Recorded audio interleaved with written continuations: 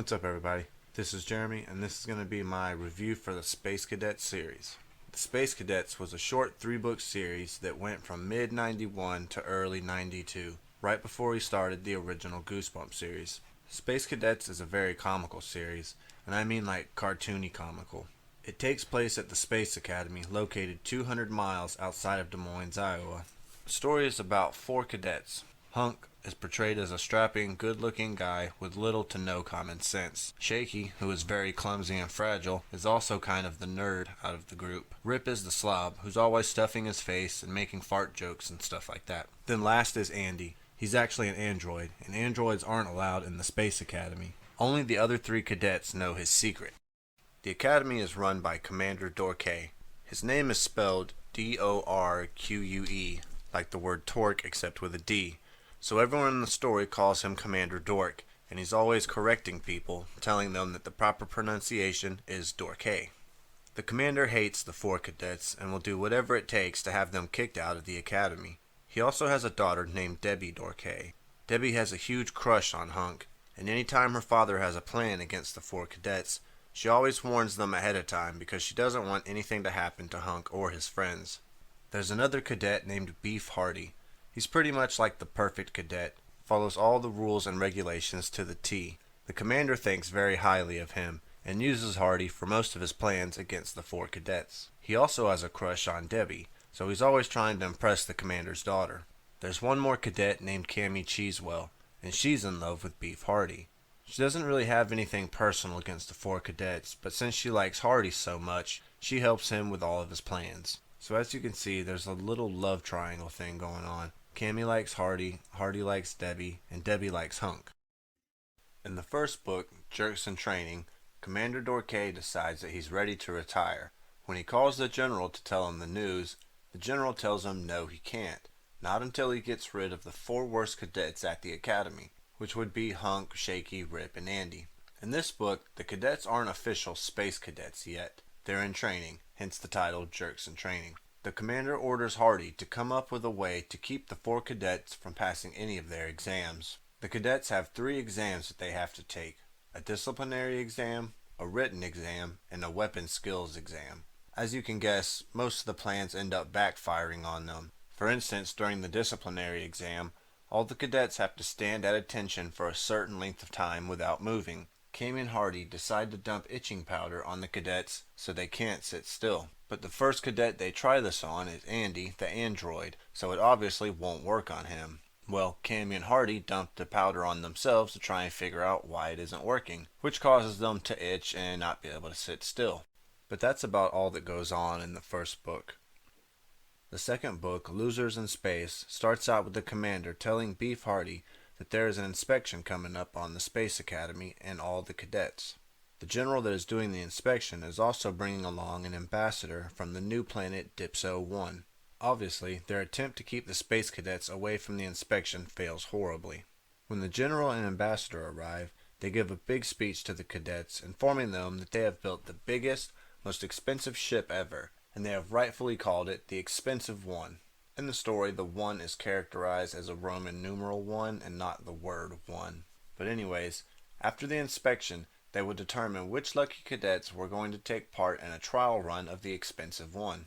During the speech, Shaky has a dog with him that he found prior to in the story. The dog ends up getting loose and chases after the Dipsonian ambassador. In the book, the ambassador is described as a bone-like type of alien creature, so that's why the dog chases after him. After the inspection, the general tells the commander that he has elected the 4 space cadets to fly the new ship. The commander is shocked to hear this. The general tells him that the Dipsonian ambassador was really annoying and he couldn't stand being around him, so when the dog chased after the ambassador, the general enjoyed every minute of it. The commander tries to protest against the decision, but the general tells him not to worry and that his crew will be aboard the ship to guide and watch over the space cadets while they fly the ship.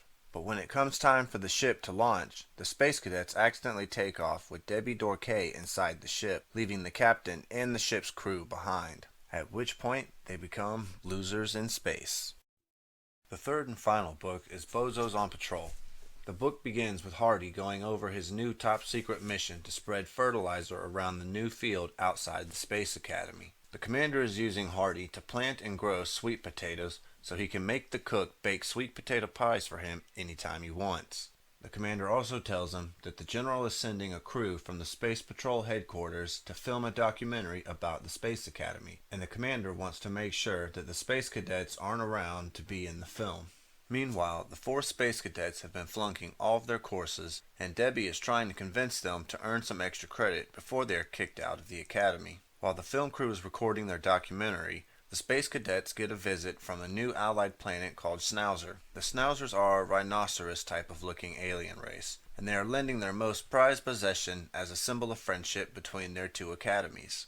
The gift is an enormous mural with ancient writings and cave drawings all over it. As the story continues, the Space Cadets try to come up with different ways to earn extra credit. One of the things they do is try to improve the pea soup that's served at the cafeteria. As usual, they mess up and make it worse, causing everyone in the cafeteria to vomit all over the place. And of course, the film crew is there to film the whole thing. Eventually, the cadets come across the Schnauzer's mural and mistake the ancient writings as graffiti and decide to paint over it as part of their extra credit. Once the Schnauzers have discovered what's happened to their mural, they declare war on the Space Academy. Once the commander hears the news of the attack against the Academy, he makes the call to have everyone from the Academy evacuated. But just before he does, Cadet Hardy has one last idea for the commander. He suggests leaving the Space Cadets behind. The commander tells the cadets that they will be patrolling the Space Academy while everyone else leaves for a drill practice. And with that, the Schnauzers are on their way to the Space Academy to find 4 Bozos on patrol. That's it for the series. Like I said earlier, it was very cartoony. For example, there's parts in the story where Rip gets hungry and he just randomly pulls a sub sandwich out of his pocket and starts eating it. Another part in the story, the cadets are playing volleyball and they grab Shaky and start knocking him back and forth over the net like a volleyball. So as I'm reading this, I'm picturing everything in my head like some kind of goofy cartoon. Another thing I mentioned earlier was that this was a little series that started right before the original Goosebumps. So the first Space Cadets book came out in August of '91. Then the 3rd book came out in February of '92. So then it was that following July when the first Goosebumps book was released. These books are on the same reading level as a Goosebump book. One thing that's different about this book from those is that the chapters are a lot longer. In a Goosebump book you'll have like 2 pages and then all of a sudden there's the next chapter, and overall the whole book will be about 30 chapters or so. In the Space Cadet books, the chapters were much longer than that, and the book overall was only about 15 or 16 chapters. So the chapters were a lot longer, they were more drawn out, a lot of jumping back and forth between different situations with different characters. That's really about it for these books. I can't say too much more because there really wasn't much to just these 3 books. One of the things I did kind of find funny throughout the story was just that these books were written in the early 90s.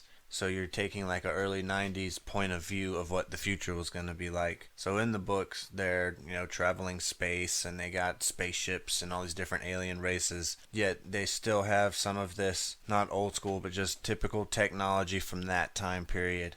And the fact of like the film crew that was recording the documentary, they had actual like camcorders and was recording this. So they're showing these movies back on like film reels and like showing them on projector screens. So it was just stuff like that that I found funny because it really wasn't futuristic, although that's what the book was supposed to be. But other than that, that's pretty much it. I would say that as far as the comical stuff that I've read from R.L. Stine, these 3 books would definitely be like the silliest ones so far. But that's it, I guess, and I hope you guys enjoyed this review, and thank you guys for watching.